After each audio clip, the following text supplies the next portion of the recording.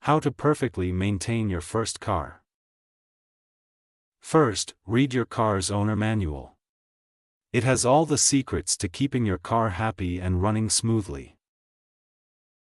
Regular oil changes keep your engine healthy and prevent costly repairs. Check it every month and follow the schedule for changes. Proper tire pressure improves safety, fuel economy, and extends the life of your tires. Check it weekly.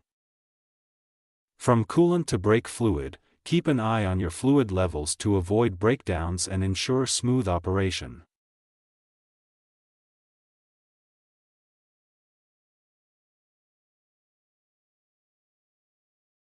Rotating your tires every 5,000 to 7,500 miles ensures even wear and saves money in the long run.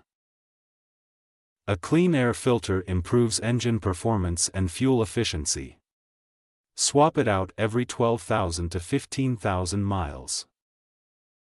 Protect your car's paint by washing it often and adding a layer of wax to prevent rust and UV damage.